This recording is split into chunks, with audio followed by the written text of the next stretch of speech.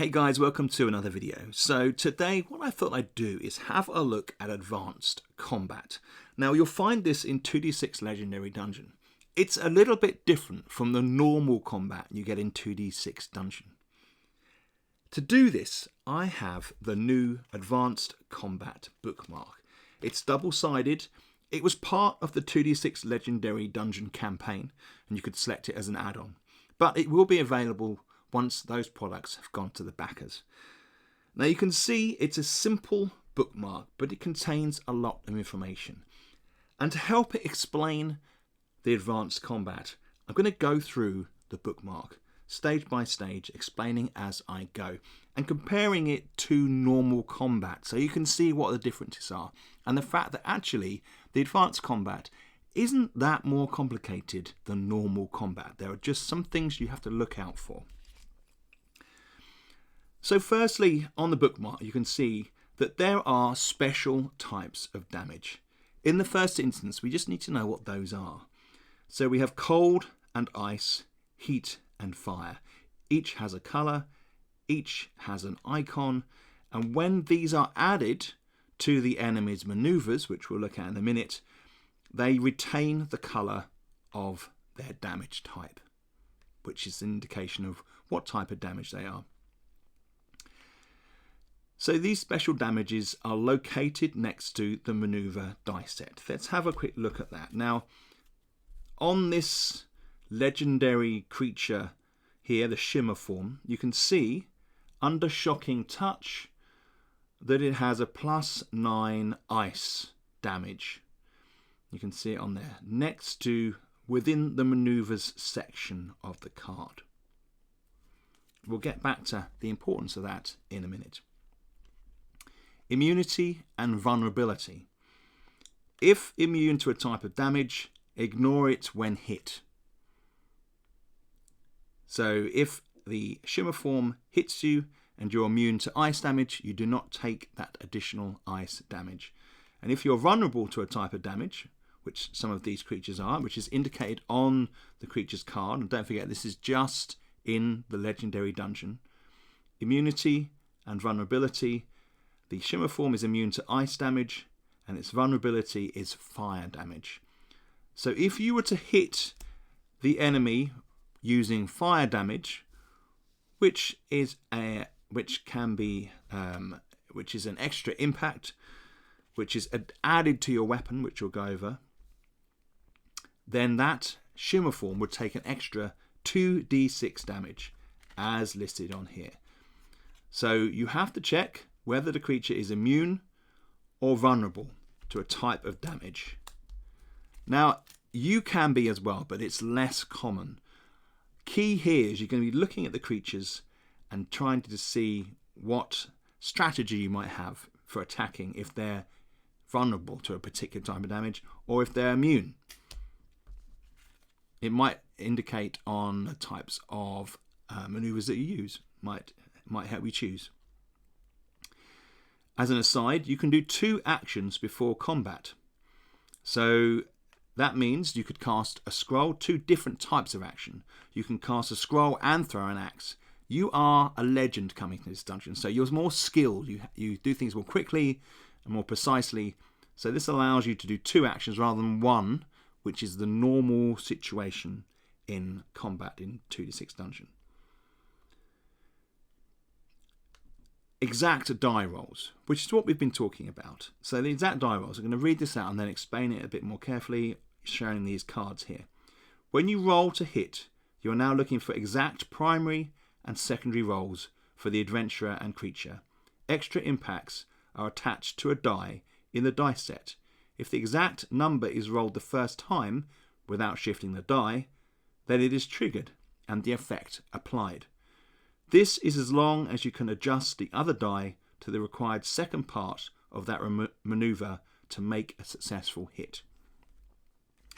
So we'll go back to the creature here and we'll look at our character sheet in a minute as well. So on the creature cards, with that example here, the shocking touch is a 2 and a 4.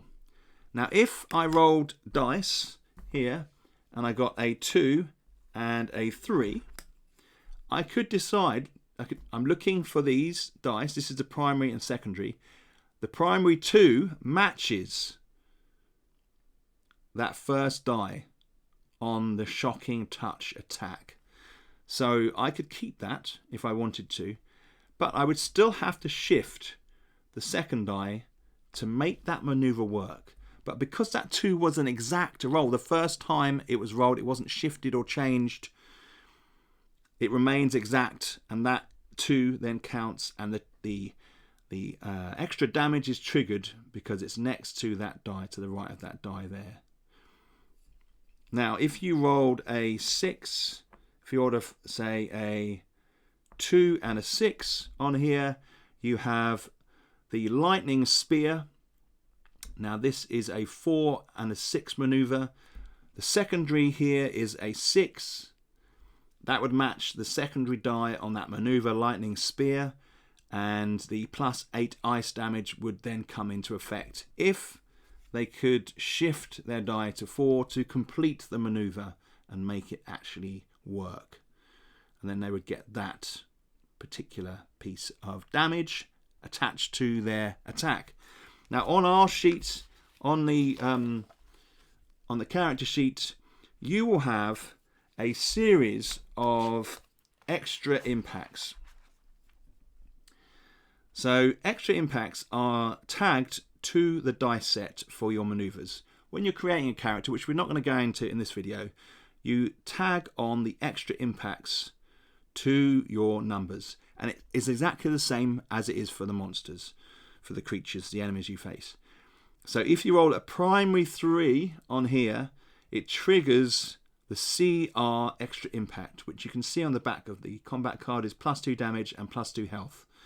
There's a little modifier section here, the column where you normally just put your damage. Well, now you can also put the modifier there for that particular extra impact.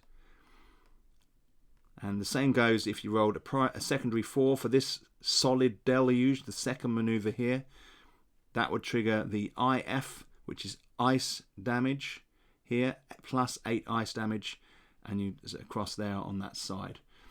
So all it really is keeping an eye on what is triggered by primary and secondary dice when you're rolling for combat. So traditionally, if you're fighting, say we have this bandit here, and you roll and you get a 4 and a 5, 4 and a 6, which is fantastic. You would just shift that and match the maneuver, and it would do that damage. Well, now you've just got to double check the primary and secondary to see whether there's anything attached to it, such as a +9 or +8 in this example here. And it just means just a bit of extra vision. It does result in the combat taking slightly longer, but it becomes more tactical as you look at what your enemy has and what effects you can cause through your extra impacts. So going back to the advanced combat bookmark, you can see here that the extra impacts are listed on the back here for quick reference. There's one more thing to consider though. When the enemy strikes you, you can defend yourself using your armor. Now this is mythical armor, so it's special. It's got it reduces the damage much more dramatically than normal armor from the original 2d6 dungeon. So you get some -20, -17, -13 there, but also it has a series of special effect modifiers. So because this is special armor, it can deflect damage. It can result in the enemy receiving damage. So for example, expel here, a bolt of magical energy strikes the attacker, causing 3d6 damage. So when the armor is hit, it kind of expels the enemy, causing damage. Shock, non-weapon attacks cause the attacker to lose 20 HP. And it often is a result of the armor being shaped in a way where it catches the enemy as they hit them, or magic repulses them, or there is a rebound effect, a reverberation that goes through the armor and causes the enemy damage. So these are called special effect modifiers. So when the enemy hits you, you have to look at which ones you've got. And on your combat, advanced combat bookmark, you can see here that it gives you a brief description of what these modifiers do. So the full plate here does expel damage when the enemy hits it. And you can choose these dice set as you do normally with armor. So those are the main key additions to combat. It really is just looking at the primary and secondary roles in the heat of the moment. You've got to decide what special effects happen as a result of rolling exact numbers. And exact numbers being numbers that aren't shifted or changed.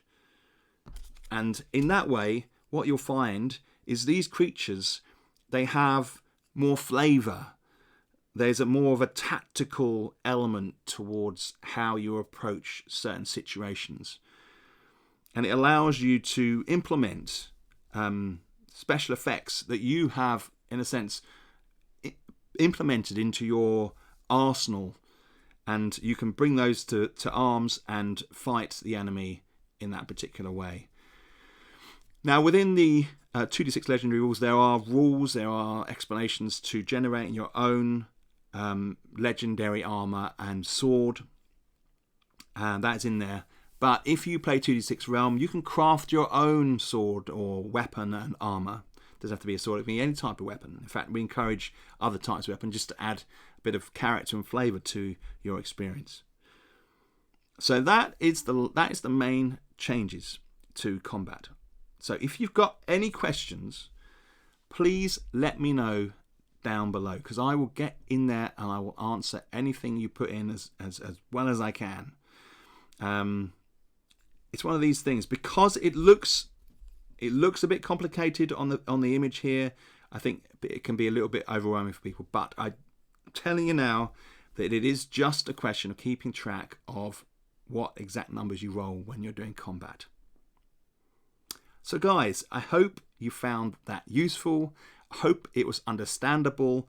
Explaining games on videos is never an easy thing, but I hope it came across. As I say, if you've got any questions down below, then let me know. There will be more videos coming looking at other elements of 2d6 Dungeon. For example, the animal companions. I'll do a video on that.